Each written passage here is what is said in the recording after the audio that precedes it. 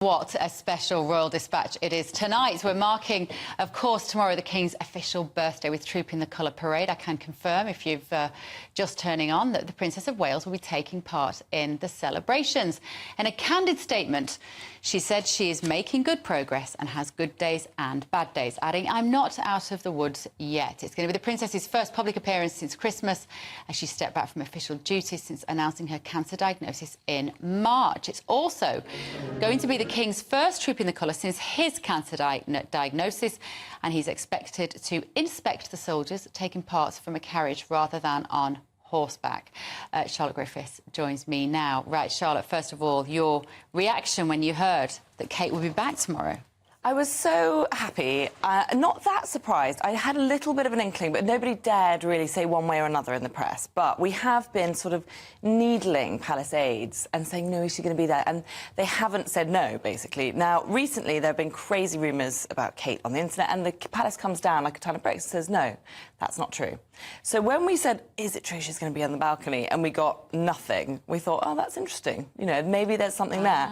But like everything, and like we've learnt from Charles, you know, you just don't know anything until the day, or in this case, the very day before. And they have had that policy all along with Charles, that just don't confirm anything until practically the day of, because you never know how they might be feeling on the day. But clearly this has been building up for quite some time. Because it was a recent appearance with William, wasn't it, where somebody asked him, what is it, like I just said before to Carol Sakura, the little old ladies that he meets are braver at asking him the questions that the journalists won't. And that's when you often hear the inside information. I think he said Kate would have loved to have been here today, didn't he? Yeah, and that she's getting better. And whereas we, the press and the media, have made a pact, really, that we're not going to constantly ask how she is and ask for updates, because she does need space. But as you say, the little old ladies, they're the nosiest ones, even more nosy than us. They just don't care, want to know. do they? Yeah, they don't care. And it was very heartening to see how William was out and about answering those questions.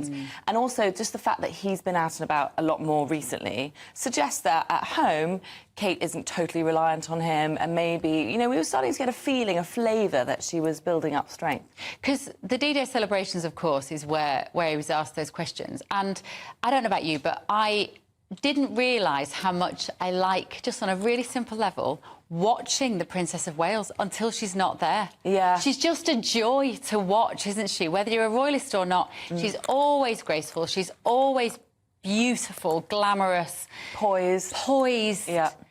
She's just fabulous. And I think we just miss her presence. Totally, and don't forget, she's got 1 point higher in the opinion poll ratings than William, and he's not jealous of her for that, by the way. I think he's really proud of her. And as you say, she wears the bright colours, she wears elegant clothes. She looks like a fashion model. She's just incredibly tall and elegant, and that glamour is sorely missing from the royal family. You know, Beatrice is providing a little bit of it at the moment, and Eugenie as well. And of course, we've long since lost Meghan, who provided that sort of young female glamour, and so they really need Kate for that. What else do we expect tomorrow from this huge event, publicised broadcast on GBNews with Andrew Pearce and Ellie Costello tomorrow? But what else can we see? Well, it's just this incredible celebration of the King, and also everything British. It's the best of British. It's pomp and circumstance and animals, quite animal heavy. So we're going to see 3 of the horses that trampled through London, that galloped off through London. They've made a recovery, and they are going to be back. So we'll be kind of keeping an eye on them. So they were injured, if people remember. There was that footage, and one of them went into a double-decker bus, I think, and injured themselves, and they were bleeding in the street. So they're going to be making a return. That one actually is quite ill, but although that horse is getting better, but 3 of them, 3 out of the 5 are going to be there. So that's going to be quite a big moment. And obviously for the cavalry and the guards, it's nice to see their horses back. They're very fond of these animals, you know. And then there's going to be Seamus, the Irish wolfhound, which everybody loves. Kate loves Seamus, the Irish wolfhound. He'll be on parade, but most importantly, the royals will be on parade. So we'll see Anne on horseback, William on horseback, Prince Edward on horseback. Charles won't be on horseback. He's going to be in an Ascot Landau carriage, and Catherine will also be in a carriage with her children, actually. So, I mean, herding 3 children into this massive royal occasion is quite a thing. That's even if stressful you're very well. on a normal day. Yes, I've got 3 kids. It takes a lot of energy. So that's actually a really important part of Kate's presence there. I think she wants to support her husband, William, who'll be on horseback. And, of course, the King, who she's very, very fond of. And it really means a lot to the King, actually. It's a proper family occasion. What did you think of her statement written by her? Do you think she got the tone right? Given they've had a series of PR disasters in handling this in the last 6 months, I thought it was really well done. There's not an awful lot that you could criticise in it, is there? I think the thing that is clear from that statement is that it's hers, and what might have happened in that PR disaster a few weeks ago, and that they've learnt from, is that maybe her involvement, it was a little bit more the aides were possibly involved in that whole debacle with the photo, and this was clearly her saying, right, I'm going to do this. I know how it's done. She's done that mum of three thing. If you want a job doing properly, you do it yourself. She's got out her laptop and she's written it herself. Yeah, and that's why everyone's going to adore this statement, because it's very, very personal for a royal, and it's clearly come from her. It's not stage-managed PR, and it's an election at the moment, so we're seeing all these sort of stage-managed statements from politicians. And this just cuts through all that and says, look, I'm just a woman. I mean, not a politician, but I'm a woman speaking from the heart and telling you the truth about my recovery. She does also go on to say, I'm looking forward to attending the parade this weekend and hope to join a few public engagements over the summer, but equally knowing I'm not out of the woods yet. It's very carefully worded, that, isn't it, Charlotte? They're being so careful. They have to be, because if she commits to this being her comeback, and a lot of people are calling it a comeback, and I don't think that's right, because this is an appearance, and there might be more appearances, but I honestly don't see her full-time back in duties till maybe Christmas. And that's just me speculating, but, that is sort of what we've heard a little bit.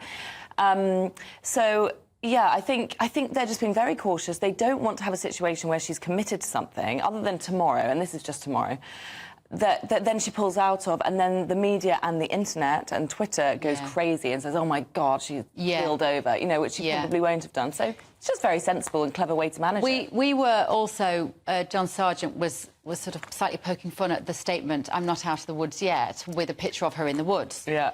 But I don't mind that. I wouldn't be surprised if the front pages, which will land, in half an hour or so, 40 minutes, have the headline is, I'm not out of the woods yet, with a picture of her in the woods. It's quite nice. It's quite nice, very clever. And also, she's a photographer. She didn't take this picture, obviously, because she's in it, but she didn't get family members. She actually got a photographer in. Do we know who he is? Do we know much about that? He's not the usual one, Chris Jackson, actually. He's a different one. But presumably there's a lot of pressure on this because they can't airbrush it, of course. So, she will have wanted to get that angle right. She would have worked very closely with him. And I wouldn't be surprised at all. I think John's probably right. I think probably it was, they thought of this. She's a very bright girl. She knows the media. She's been doing this for, decades now. Yeah. And so she probably did think, and I wouldn't be surprised. We'll find out in sort of an hour. I think that probably will be the headlines. Yeah. And I think it works. I don't think she should be criticised for that at all. No, it's a great stroke of genius. And, all the headline writers of Fleet Street will be thanking her. Joanna Jarju, one of our panellists who'll be back in just a little while, she was saying that because the princess looks well in this photograph, she hasn't lost her hair, there was speculation, would she look gaunt and tired? She looks herself, and thank goodness for that. But she was saying, if she does look like herself, why haven't we seen her sooner? And that does play into that slight tension between the royal family and the public, and the extent to which we have been allowed into this private story. Well, I think we did see her in March looking gaunt and ill, I'm afraid, and it was really worrying. The whole nation then worried about her. She did look tired in that video, you're right. She did actually, and she looked thin, and she was in very early stages of her cancer, and I have heard that she's really turned a corner with her recovery and her treatment, which she found quite hard at first. But just because she's looking well doesn't mean we should expect to see her on parade every single day working 24/7, because just because you look good on the outside doesn't mean that you feel perfect all the time, or that you can be on parade in front of the whole world.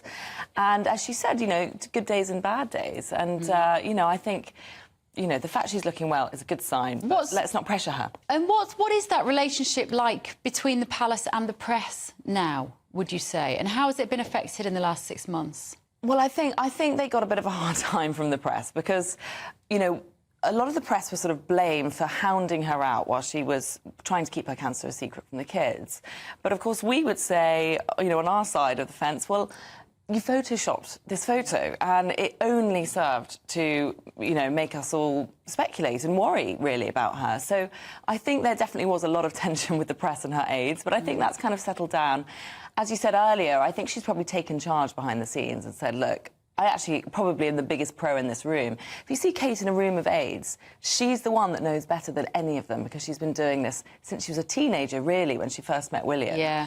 So I think by also writing that statement herself, that there'll be less of a war between the press and Kensington Palace, because we're realising it's her, it's not her aides this time.